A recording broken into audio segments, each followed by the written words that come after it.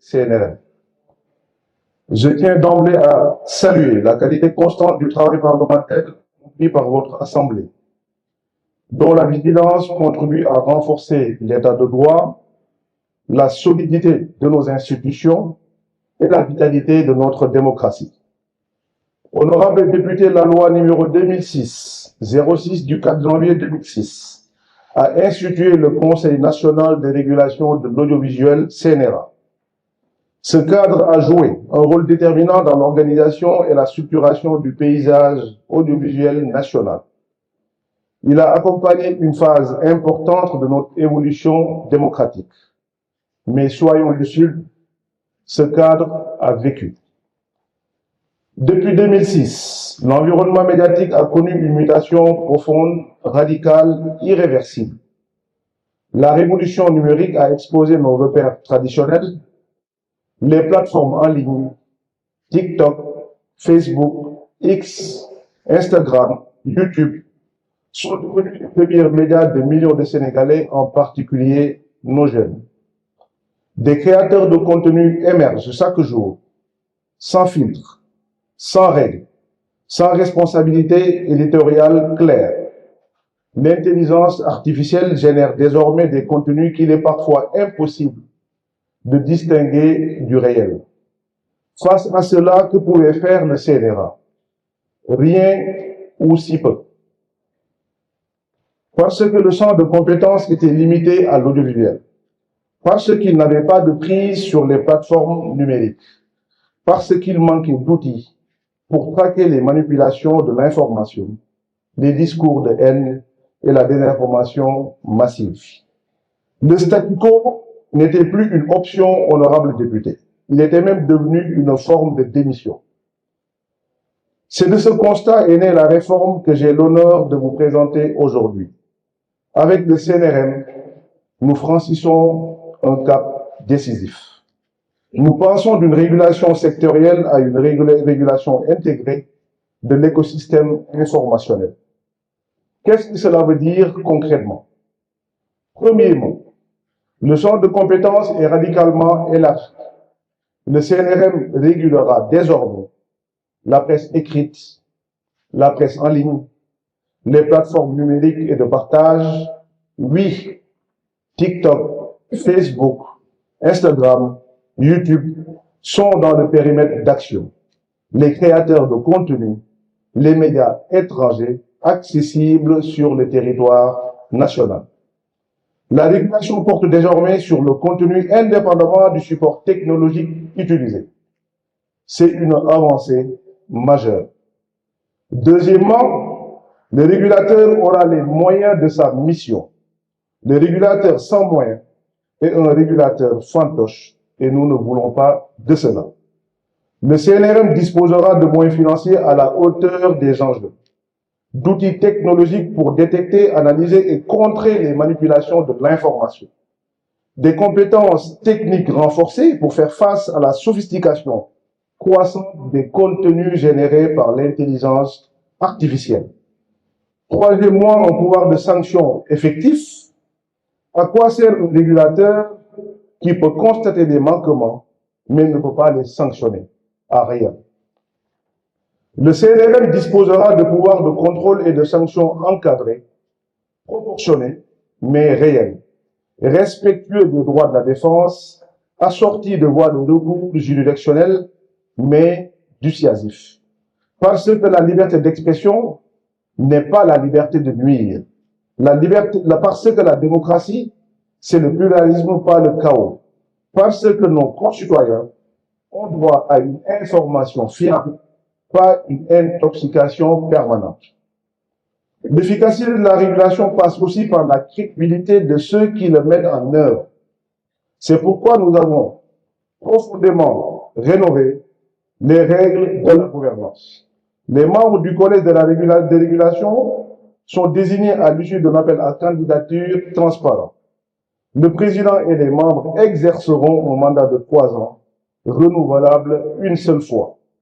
Des règles strictes d'incompatibilité garantissant l'indépendance, l'obligation de prêter serment devant les juridictions compétentes consolide l'existence l'exigence d'impartialité. Une autorité indépendante, crédible, respectée, voilà ce que nous construisons. Honorables députés, je vais être clair pour dissiper toute ambiguïté. Ce projet de loi n'est pas un outil de censure. La liberté d'expression, liberté fondamentale, consacrée par notre Constitution, reste un pilier de la démocratie et le CNRM n'a pas de pouvoir l'entraver, mais pour l'encadrer. Ce projet de loi n'est pas une loi contre les plateformes, les GAFAM et les réseaux sociaux, mais ils doivent respecter nos lois, protéger nos citoyens et contribuer à la stabilité de notre espace public. Ce projet de loi n'est pas également un texte conjoncturel. Ce n'est pas une réponse face à une crise passagère, c'est une réforme structurelle qui prépare le Sénégal aux défis futurs. Ce que la loi est maintenant, un rempart contre la désinformation qui menace la cohésion sociale, une protection contre nos enfants, exposés à des contenus violents ou parfois inappropriés.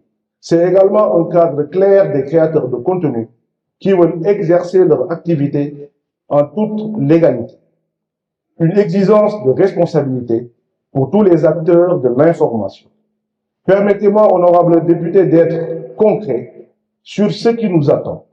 Premièrement, premier défi, TikTok, Facebook, entre autres, et ces plateformes sont devenues les principaux espaces de débat ou pour des millions de Sénégalais. C'est une réalité. Mais elles fonctionnent avec leurs propres règles, leurs propres algorithmes et leurs propres intérêts. Comment faire respecter nos lois dans cet espace? Comment contraindre des entreprises basées à l'étranger à retirer des contenus illicites? Comment protéger nos enfants de l'exposition des vidéos violentes ou parfois pornographiques? Le CNRM devra avoir des outils juridiques et techniques pour dialoguer avec ces plateformes, les contraindre si nécessaire à protéger efficacement nos concitoyens. Nous entrons dans une ère où, de plus en plus difficile à distinguer le vrai du faux, des vidéos hyper réalistes de personnalités publiques disant des propos qu'elles n'ont jamais tenus, des campagnes de désinformation massives automatisées, des deepfakes à grande échelle et parfois nos guides religieux offensés sans respect de nos valeurs.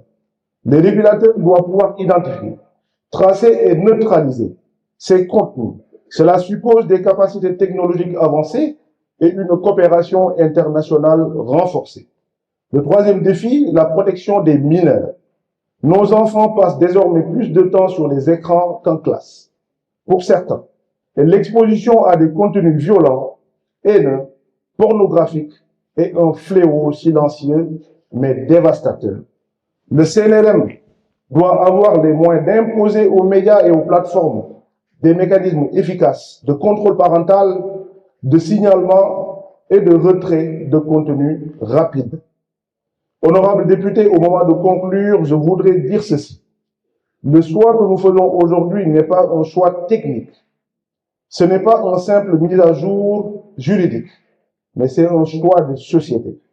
Choisissons-nous un espace public où tout se dit, tout se diffuse, tout se partage, sans règles, sans limites, sans responsabilité, où des informations prospèrent, où la haine se propage, où les enfants sont livrés à eux-mêmes face à des algorithmes conçus pour capter leur attention et non pour les protéger? Ou devons-nous choisir un espace public ordonné, responsable, protecteur, où la liberté d'expression s'exerce dans le respect des droits fondamentaux, de la dignité humaine et de la cohésion sociale? Nous choisissons la deuxième option résolument. Le CNRM sera l'instrument de ce choix, une autorité moderne dotée de moyens à la hauteur des enjeux, capable de réguler un écosystème médiatique complexe et mondialisé. Un dernier mot, honorable député, ce texte que je porte avec conviction, je le porte aussi avec humilité, parce que je sais que votre travail, vos amendements, vos propositions ne pourront que l'enrichir. Je suis venu ici devant vous pour vous présenter ce projet de loi, mais je suis surtout venu pour travailler avec vous afin d'en faire le meilleur texte possible pour le Sénégal et je vous remercie de votre aimable attention.